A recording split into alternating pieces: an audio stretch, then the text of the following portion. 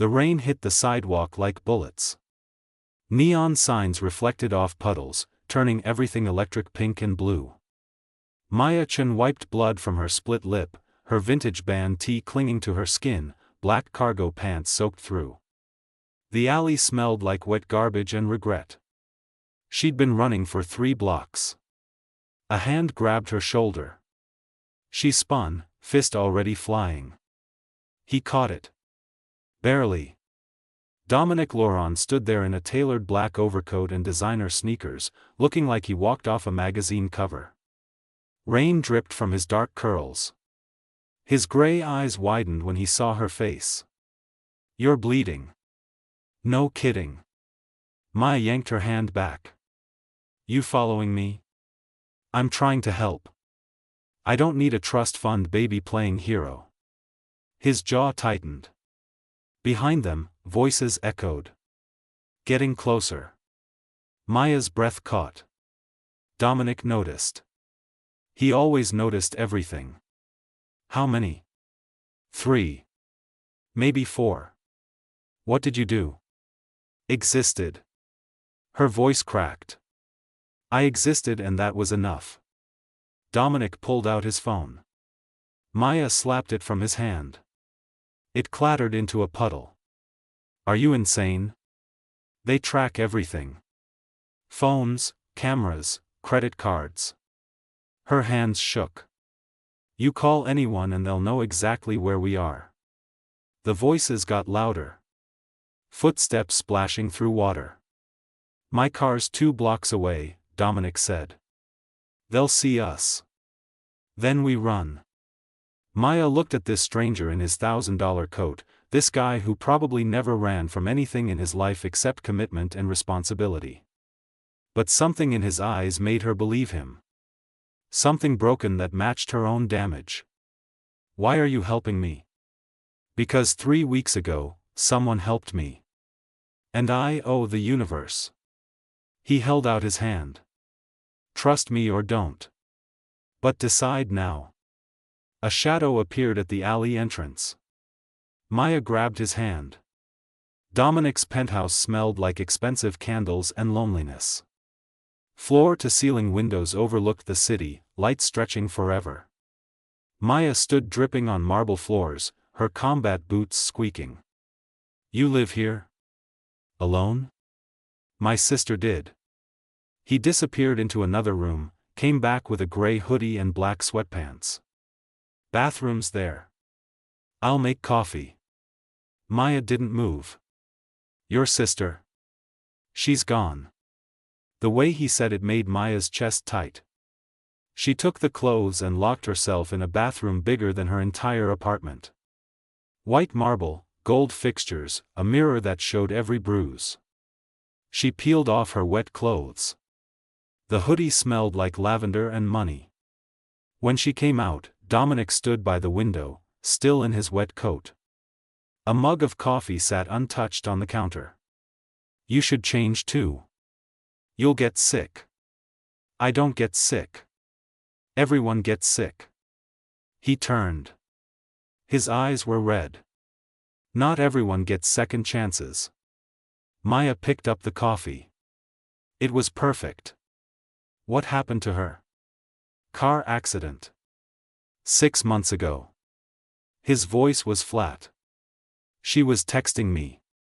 I was at some stupid party, drunk, asking her to pick me up. She ran a red light." The coffee turned bitter in Maya's mouth. "Dominic. Don't. I don't need pity." He finally shrugged off his coat. Underneath, a simple black turtleneck. "Your turn. Who's chasing you?" Maya set down the mug. Her hands wouldn't stop shaking. "My ex Marcus. He's connected. Like, scary connected. I thought I could just leave, you know. Pack a bag, change my number, disappear. But you can't just disappear. Not when someone has money and connections and zero respect for the word no." She laughed, but it came out broken. "He said if he couldn't have me, nobody would. I thought he was being dramatic." He's not dramatic. No. He's psychotic. Dominic's phone buzzed on the counter. The screen showed a text from an unknown number. Nice place. 20th floor, right? They both stared at it. Maya's blood went cold. He found us already. That's impossible. I was careful, I didn't. Dominic. Maya's voice was barely a whisper.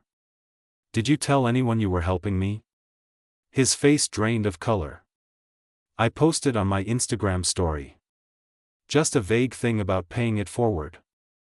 I deleted it after 30 seconds. 30 seconds is all he needs. The elevator dinged in the hallway. Someone was coming up. They made it to the stairwell before the elevator opened. 20 flights down. Maya's lungs burned.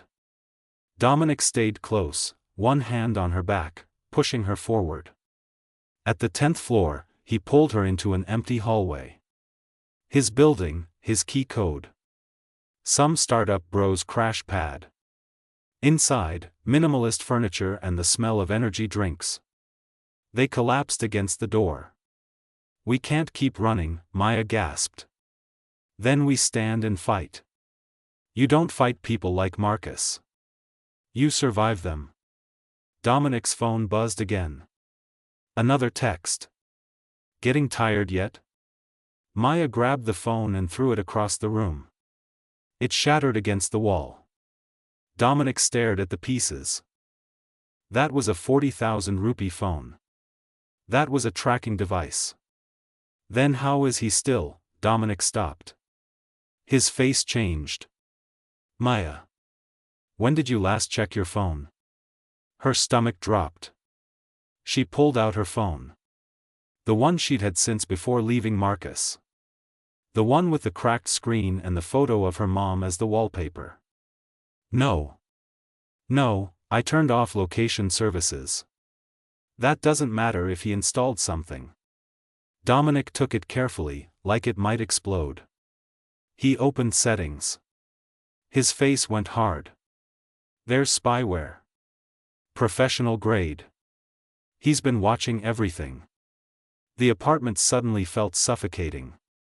Every text. Every photo. Every conversation. He knows about you, Maya whispered. He knows you helped me. Let him know. You don't understand. He'll ruin you. Your business, your reputation, your family. My family is dead. Dominic's voice cracked. My sister is gone and my parents pretend I don't exist because I couldn't save her. What else can he take? Maya reached for him. For the first time since this nightmare started, someone understood. Someone else was broken enough to not care about breaking more. Their foreheads touched. His breath was warm. The city lights filtered through the windows, painting everything gold. We could leave, she said. Right now. Just disappear together. Where would we go? Anywhere. Everywhere. Does it matter? Dominic's hand cupped her face. His thumb traced her bruised cheekbone. It matters. The door burst open. Not Marcus. Someone worse. A woman in a red leather jacket and designer sunglasses. Blonde hair in a high ponytail. She looked at Dominic with disgust. Really, Dom? This is who you're protecting? Maya's blood froze. Dominic. Who is she? He wouldn't look at her. Maya, I can explain. I'm his fiancée, the woman said, smiling like a knife. Nice to meet you. I'm Victoria. And my father is Marcus Chen. The world tilted. Chen, Maya repeated. Marcus Chen. Your father. Victoria pulled off her sunglasses. Her eyes were Marcus's eyes. Cold and calculating. Did he not tell you? Dom and I have been engaged for 2 years. Our families do business together. Have for decades. Maya turned to Dominic. Tell me she's lying. His silence was the answer. You knew, Maya's voice shook. You knew exactly who I was running from and you helped me anyway because what? This is some sick game to you? No. Maya, listen. I trusted you. Tears burned her eyes, but she refused to let them fall. I actually trusted you. The engagement is fake, Dominic said desperately. It's for business. I don't love her. I barely know her. But you know her father. Maya backed toward the window. You've known this whole time. Victoria laughed. Oh, this is better than I thought. Dom, you really didn't tell her? That's cold, even for you. Shut up, Victoria. Make me. Maya grabbed a lamp off the side table. She felt insane. Like everything inside was splitting apart. Everyone stay back. Dominic raised his hands. Maya, please. Just let me explain. Explain what? That you're exactly what I thought you were. Another rich guy playing games with people's lives? That's not fair. Fair? Maya's laugh was razor sharp. You want to talk about fair? I'm being hunted by a psychopath and you're engaged to his daughter. That's not fair. That's a nightmare. Victoria checked her phone. Daddy's 5 minutes away, by the way. He's very excited to see you again, Maya. The room started spinning. Dominic stepped forward. Come with me. Right now. We leave together and never look back. Why would I go anywhere with you? Because despite everything, you feel it too. His voice dropped. Whatever this is between us. It's real. Maya looked at him. At this broken, beautiful liar in his expensive clothes and his hollow eyes. At Victoria, smirking by the door. At the city beyond the window, full of places to hide and nowhere to go. She dropped the lamp. You're right. I do feel it. Hope flashed across Dominic's face. That's why this hurts so much. Maya ran for the window. The fire escape was rusted and slick with rain. Maya's hands shook as she climbed down, metal groaning under her weight. Above her, Dominic shouted her name. She didn't stop. She hit the alley running. Her phone was gone, Dominic was a liar, and Marcus was coming. The only thing left was survival. 3 blocks away, she ducked into a 24-hour laundromat. Strip lights hummed. The smell of detergent and hot metal filled her lungs. An old woman folding towels barely looked up. Maya slid down the wall, finally letting herself break. The door chimed. She tensed. But it was just Dominic. Soaked through, breathing hard. His turtleneck was torn at the shoulder. Blood on his knuckles. You punched Victoria? She tried to stop me. He sat down next to her, close enough to touch but not touching. For the record, she hits harder. Despite everything, Maya almost smiled. You shouldn't be here. Probably not. Marcus will kill you. He'll have to catch me first. Dominic wiped rain from his face. I need you to listen. The engagement is real on paper, fake in practice. My parents arranged it before they cut me off. Victoria's father, Marcus, needed legitimacy for his tech company. My family name gave him that. So you sold out. I was grieving and desperate and stupid. His voice cracked. After my sister died, I couldn't function. The engagement gave me purpose. Structure. A reason to keep existing even when I wanted to stop. Maya's anger wavered. She knew that feeling. That hollow numbness. When did you know who I was? The alley. When you said the name Marcus.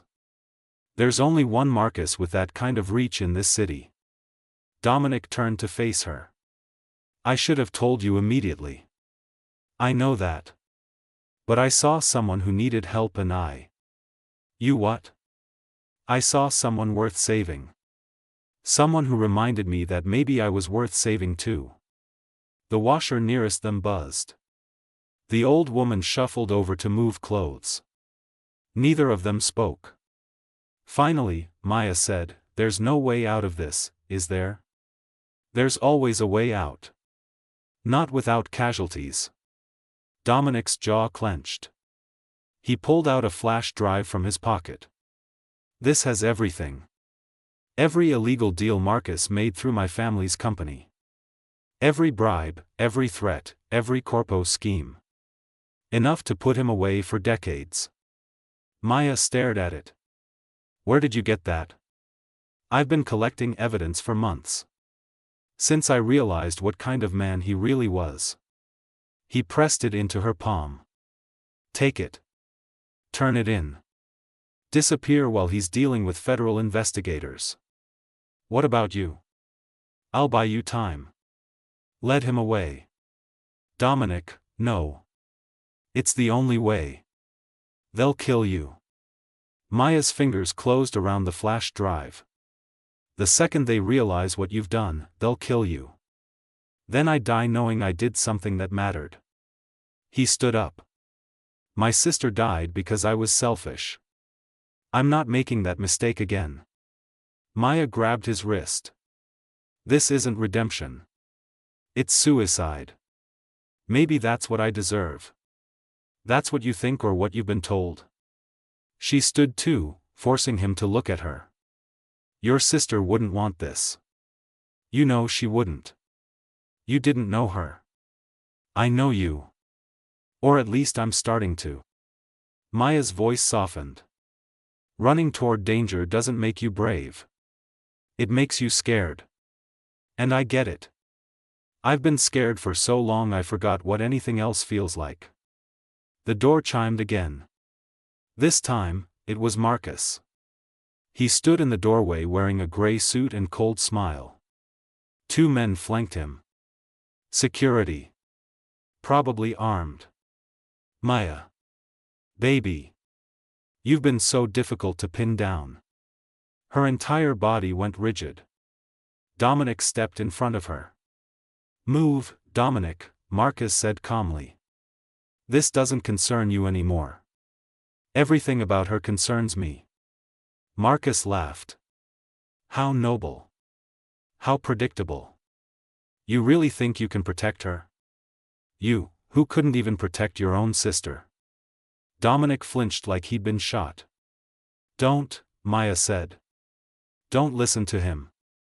He's weak," Marcus continued, stepping closer. "Always has been. Rich boys like him think money solves everything.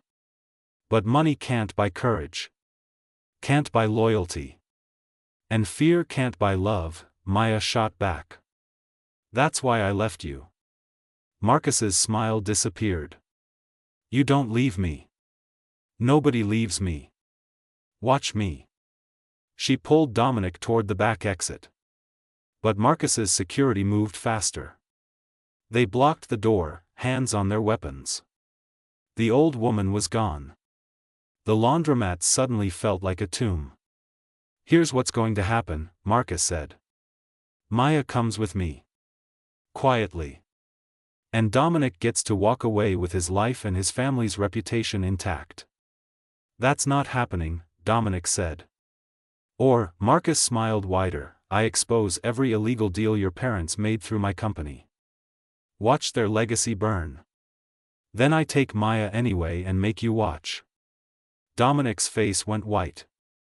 Maya felt the flash drive burning in her pocket. She could end this right now. Give it to Marcus, by Dominic's safety. Or she could run. Trust that Dominic's sacrifice meant something. "I'll go," she said. "Maya, no. I'll go with you, Marcus. Willingly. But you leave him alone. You leave his family alone." Marcus studied her. "You're in no position to negotiate. Neither are you. She held up the flash drive. Dominic gave me insurance. If anything happens to either of us, this goes straight to the FBI. It was a bluff. A desperate, stupid bluff. But Marcus's expression flickered. Just for a second. You're lying. Try me. The security guards tensed. Marcus raised a hand, stopping them. His eyes locked on Maya's. You've changed. You're not the scared girl who showed up at my door anymore. People change when they stop letting fear control them. Dominic grabbed her hand. We run together or we don't run at all. Marcus pulled out a gun. Everything slowed down. The hum of the fluorescent lights. The smell of detergent. The feel of Dominic's hand in hers. Such drama, Marcus sighed. Fine. New deal. Give me the flash drive, and I let you both walk out of here. Swear it, Maya said. On whatever honor you have left. I swear. Marcus smiled. On my daughter's life. Victoria's face flashed in Maya's mind. That cold smile. That calculated cruelty. Marcus didn't care about his daughter. He didn't care about anyone. But Maya was out of options. She threw the flash drive. It clattered at Marcus's feet. He picked it up, examined it, then crushed it under his heel. Run along now, kids. This has been exhausting. Dominic pulled Maya toward the door. They made it 3 steps before Marcus fired. The bullet hit Dominic in the shoulder. He crumpled. Oops, Marcus said. Gun went off. Accidents happen. Maya dropped to her knees beside Dominic. Blood soaked through his turtleneck. His face was paper white. You said you'd let us go. I lied. Marcus shrugged. I'm a bad person, Maya. You knew that when you dated me. The security guards moved forward. Maya looked at Dominic, barely conscious. At Marcus, gun still raised. At the door, so close and so impossibly far. She made her choice. I'll stay, Maya said. I'll come back. I'll do whatever you want. Just save him. Maya, Dominic gasped. Please. I'm begging you. Marcus considered. Then nodded to his guards. Get him to a hospital. Tell them it was a robbery. They hauled Dominic up. He fought weakly, eyes on Maya. Don't do this. I have to. Maya. I love you. The words fell out. True and terrifying. I love you and that's why I'm staying. Dominic went still. Even bleeding and broken, his eyes widened. Marcus grabbed Maya's arm. How touching. Now move. As they dragged Dominic out, Maya met his gaze one last time. She mouthed 2 words. Find me. Then he was gone. 3 weeks in Marcus's penthouse felt like 3 years. Maya wore the clothes he bought. Ate the food he approved. Smiled when he demanded it. But inside, she was planning. The security guard changed shifts at midnight. The cameras had a blind spot by the service elevator. Victoria visited on Thursdays, always drunk, always angry. Maya collected information like weapons. Tonight, Victoria showed up early. Red dress, black heels, smelling like expensive vodka and daddy issues. She found Maya on the balcony, watching the city lights. You're still here. Where else would I go? I thought you'd run by now. Most of them do. Victoria lit a cigarette, offered one to Maya. She took it. He killed the last girl who tried to leave. Made it look like suicide. Maya's blood went cold. Why are you telling me this? Because I'm tired. Victoria took a long drag. Tired of pretending this family is anything but poison. Tired of watching my father destroy people for sport. Then help me. I can't. You mean you won't? Victoria turned. Her eyes were Marcus's eyes, but something human flickered there. Something almost like regret. If I help you, he'll know. He always knows. What if he didn't have to know? Maya leaned closer. What if we made him think it was his idea? You're insane. I'm desperate. There's a difference. Victoria studied her. Then laughed, sharp and brittle. You really love that boy, don't you? Dominic Laurent. My fake fiancé. I barely know him. That's not what I asked. Maya looked at the city. Somewhere out there, Dominic was healing. Or hunting. Or hating her for what she'd done. Maybe all three. I think I could have loved him. Given time. Love is for people who can afford it. Victoria crushed her cigarette. We're not those people. Then what are we? Survivors. Victoria pulled out her phone. There's a car waiting 3 blocks east. Keys under the driver's seat. It'll get you to the state line before anyone notices you're gone. What about you? I'll tell Daddy you seduced one of the guards. Bribed him. He'll believe it because it fits his worldview. Victoria's smile was all edges. Women are always the manipulators in his story. Maya grabbed her hand. Come with me. I can't. You're choosing this. I chose this a long time ago. Victoria pulled away. Go. Before I change my mind. Maya ran. Down the service elevator, through the lobby, into the night. Her lungs burned. Her legs screamed. But she didn't stop.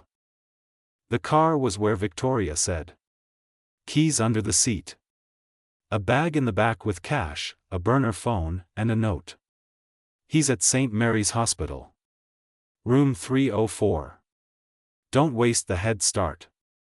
Maya drove through the night. The city blurred behind her. Rain started falling around dawn. By the time she reached the hospital, she was shaking. Room 304 was quiet. Dominic sat by the window in a gray hoodie and dark jeans, arm in a sling. He looked thinner. Haunted. Like he'd aged years in weeks. He didn't notice her at first. Just stared at the rain. Hey, Maya said softly. He turned. His expression cycled through shock, relief, anger, joy, settling somewhere in the middle.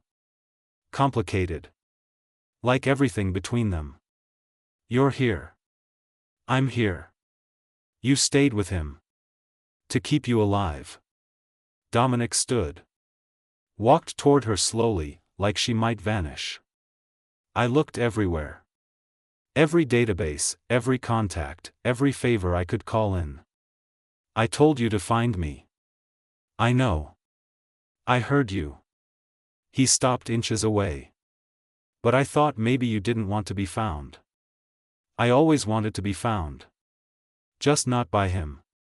Maya. I gave up everything, she interrupted. Her voice cracked. My freedom, my safety, any chance of a normal life. I did it for you. Because in that moment, losing you felt worse than losing myself. Dominic's good hand reached for her face. That's the most terrifying thing anyone's ever said to me. It should be. Because it means we're in this.